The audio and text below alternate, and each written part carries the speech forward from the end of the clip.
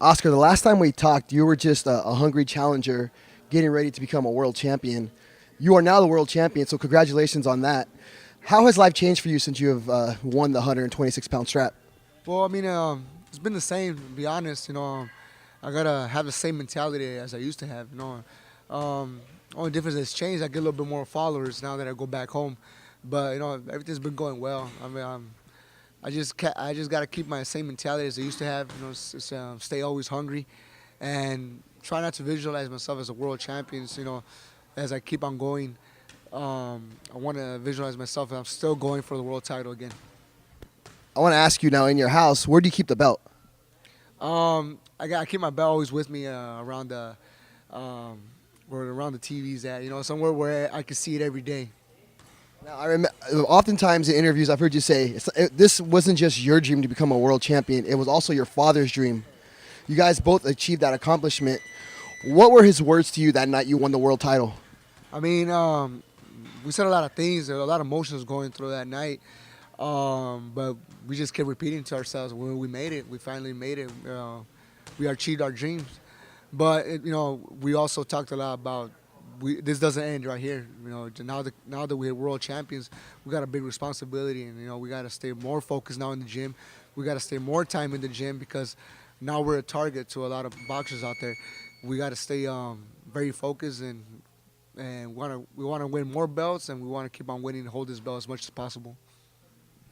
Now, you talk about being a target. Is the mentality a little bit different now that you are the target, that everybody in the division wants you instead of you wanting everybody else in that division? I mean, like I said, we try to stick with the same mentality. Now that I'm a target, I gotta stay like more focused in the gym. I gotta pretty much live here in the gym, which is not a problem for me. I love what I do. I love being in the gym. I love training, and just I think the main thing is just staying focused, and not letting other things distract. More people get on your side. When you have more people, more media, more a lot of things. But just it's not a problem for me staying focused. I got a great team. My father's my mentor. He's always I think if one day I start slipping away and going to getting my feet off the ground, he's always right there to take me down and have a good talk and go on the right path.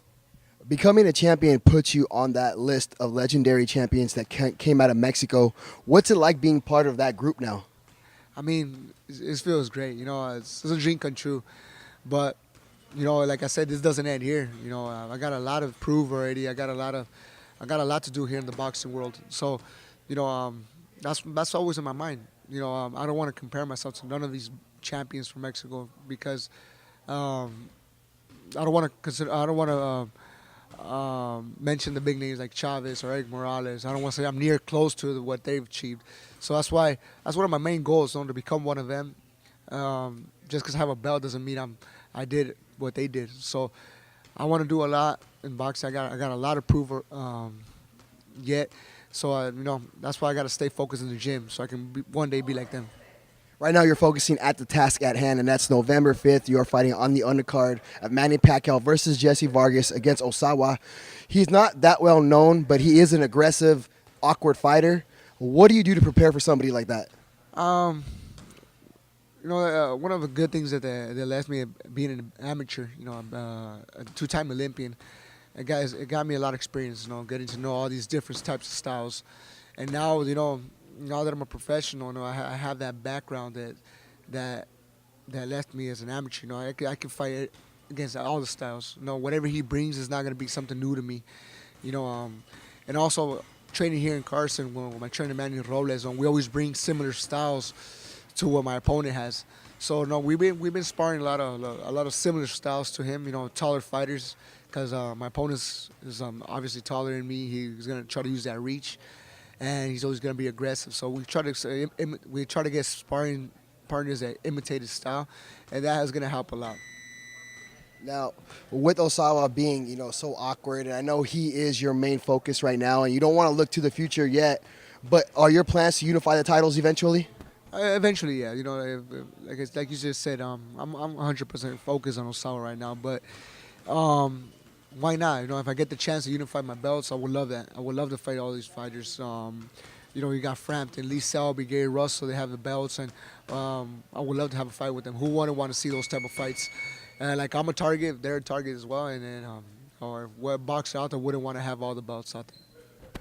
A while back, I spoke to Joseph Jojo Diaz. You two have similar amateur backgrounds. You two are coming up similar ways. You are now the world champion. I asked him a while back, what do you think about facing Oscar Valdez in the near future? Because it seems you two both being from living in Southern California, it would be almost like an Abner Mares, versus Santa Cruz Part 2.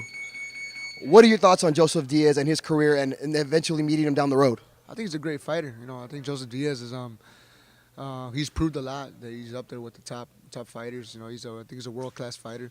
We fought as an amateur. He beat me, and I think one day in the future we can end up seeing each other in the professional fights. But you know, he has a promotional company, Golden Boy. I'm with Top Rank. Hopefully they can make an arrangement one day so good fights like these can happen. But Joseph Diaz, you know, he's up there. He's up there. I don't see why not in the future we can make that fight. Well, that's the future. Right now, we're talking about the present, November 5th. Oscar Valdez, best of luck to you. Thank you so much. It's always an honor to be with you guys.